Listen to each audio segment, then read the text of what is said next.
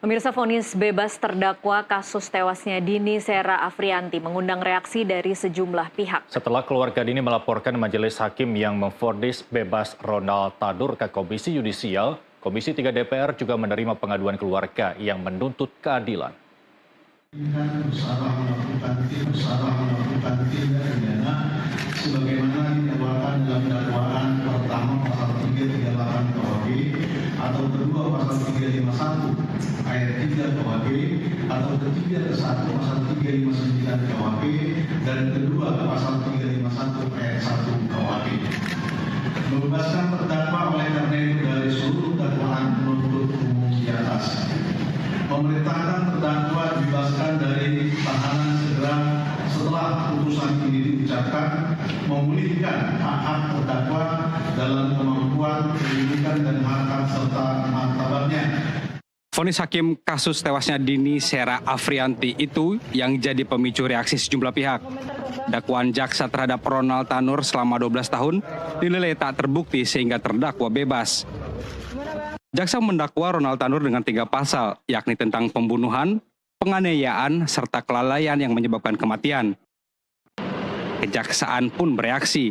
Mereka menuding hakim mengabaikan rekaman CCTV dan surat visum yang menunjukkan unsur pasal yang didakwakan. Bahwa kami melihat hakim dalam perkara ini tidak menerapkan hukum sebagaimana mestinya.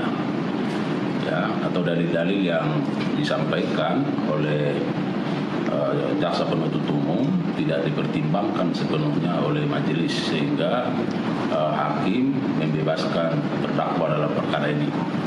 Nah, sehingga kami melihat bahwa perlu dilakukan upaya hukum ya, yang diatur oleh KUHP dalam rangka menyikapi terkait dengan putusan pengadilan ini. Bukan hanya jaksa, keluarga mendiang Dini Sera Afrianti pun bergerak. Mereka melaporkan majelis hakim sidang kasus tewasnya Dini ke Komisi Yudisial, meminta 3 anggota majelis hakim dipecat. Harus membuat sebuah laporan perdamaian, mencabut perkara dan menganggap ini sebagai kecelakaan. Sehingga pada saat itu saya sudah membuat sebuah video yang menyatakan bahwasanya kita menolak bentuk perdamaian seperti itu. Karena itu sangat tidak bermoral dan sangat tidak memanusiakan manusia. Karena apa? Dia sebagai keluarga seorang pejabat seharusnya memiliki hati nurani, menyampaikan permohonan maaf itu secara tulus dengan tanpa syarat-syarat seperti itu. Kapan tepatnya itu? Itu pada saat pemeriksaan perkara ini masih di tingkat di penyidikan di Polrestabes Surabaya.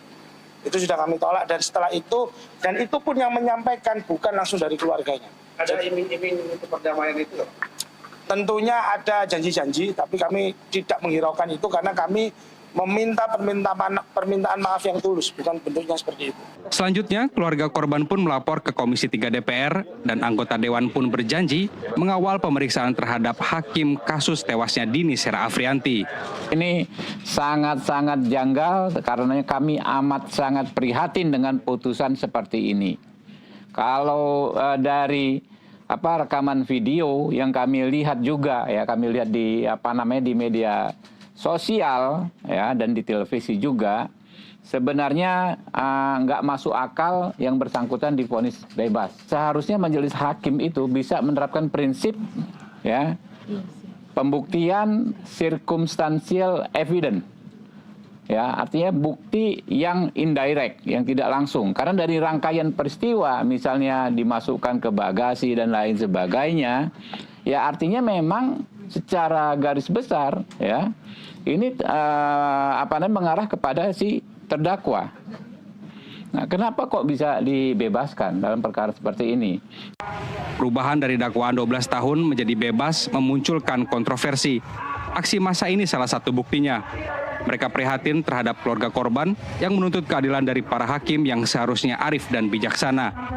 Dari Surabaya, Jawa Timur dan Jakarta, tim liputan NTV melaporkan.